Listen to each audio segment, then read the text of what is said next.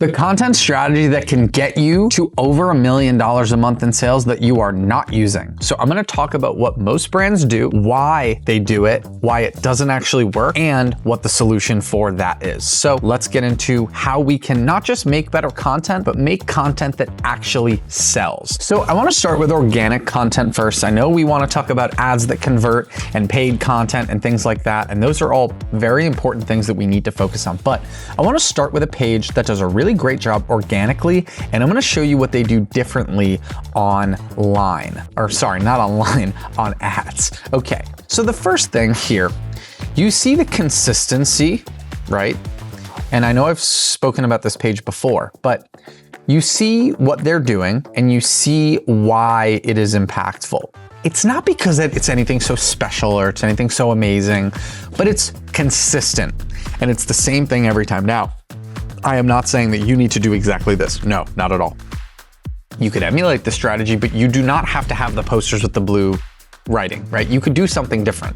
And there's many examples of this online that we'll go through today. But you see, there is a consistency here that is unmatched. And when we look at the actual views and actual performance of it, they're probably getting more views than a lot of your videos and frankly, a lot of my videos. And so I'm trying to say, okay, how can my brand get to this level where we're getting these kind of views, and not just views, but views that convert, okay? So this is an important strategy on the organic side. Now, let's go to Facebook ad library and let's see what they're gonna do on the paid side. And so the main difference between the organic and the paid, it's not about the actual content itself. The content can be very similar. It's about getting their attention in less than 2 seconds and making them feel like they need to impulsively click. So this means something with a call to action, whereas organic, it's more just about something that's cool or relatable. We need to be relatable, but on steroids. We need to make sure that we are getting in their feed and interrupting their scroll within 2 seconds. Otherwise, they're gonna keep scrolling and they're gonna see, ad. And so we don't wanna seem like an ad. We wanna seem like something that is interesting and that is exciting. So when we focus on the ad library, this is what they're running. They're not running that much right now because all of their ads are, doing pretty well. And so, when we see it on the flyer side, right, it's very simple, but let's look at the video side and let's see what it is that they're doing that's working so well. And again, this is so simple, guys. Now, not a lot of people can get away with being this simple. They've built up an audience over a number of years that's gotten them to that point. And so let's look at them again, and we can see another example of their content, right? So we can see that again, this is super simple and it's super to the point, but guess what? It's the same strategy, just with a different call to action and a more in-depth caption that actually gets people's attention and actually makes them want to click. Now, let's talk about a different page that takes a slightly different approach, but at the same time, does a really good job of getting the message out there. Here we go. Okay, so a great example of the difference between organic versus paid. So we're gonna look at this golf company. So they do a really good job with organic content. Everything looks very similar. It's a professional vibe. You kind of understand what the look and the feel is of the brand. You're not guessing, you're not wondering who it's for. You know if this is for you or not. Are you a golfer that is interested in this stuff? Are you somebody who wants to get involved? Nothing super glamorous, nothing super crazy, just straight to the point. And we have some cool, text-based captions here, and that's always super important. And so we want to focus on, okay, how can we be consistent with this? And what are they doing that is working? And we want to really study these pages. If you're a golf brand, what kind of posts do you want to be? What kind of golf brand do you want to look like? And so that is what we want to do. We want to emulate what's already working, but we want to do something that's unique to ourselves. And a lot of brands make the mistake of trying to just be for everyone all the time. You can't do that. If you chase 2 rabbits, you catch none. And so what you want to do is focus on, okay, what is my customer already buying from? You are not the first brand they're going to buy from. And guess what? You're also not the last. And so you need to earn not just their attention, but their time. And so what do we do in order to make sure we get that attention and time? Is we make something that is interesting, that's exciting, and that gets them hooked in. and that makes them want to learn more or want to be a part of the community. And so now I'm gonna show you guys on the paid ad side what that looks like and how it differentiates from the organic with this golf brand. So now let's look at the paid side, right? And so we obviously see some UGC here, and you know, we're very content focused, product focused, right? Not content focused. We're always content focused.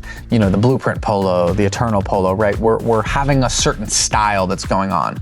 You know, we have tier sales, right? We're really trying to see what works. And we're also having an ambassador program, which is also super important. That's something we've talked about on a lot of our videos, and it's crucial for growth long-term. But as we see, if we go back to their IG, we don't really see too many of those product photos like that, at least not recently. We see a lot of stuff that's very clickable. Like, you're gonna click this even if, you know, this is AI generated, or even if this is something that, you know, has been edited. This is something that it's gonna get your attention and it's gonna keep your attention. And so when we talk about content that converts, that's what we wanna really push. Now, I also wanna feature a gym brand and talk about some of the differences with maybe that style and aesthetic, and let's just jump right into it. So on the organic side, right, we have, let's just go through videos right now.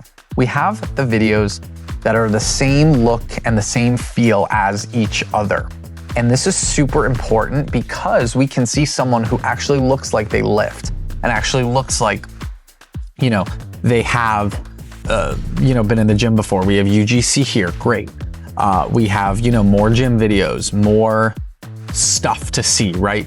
People meeting, interacting. It's not just lifting. There's a personal element to it.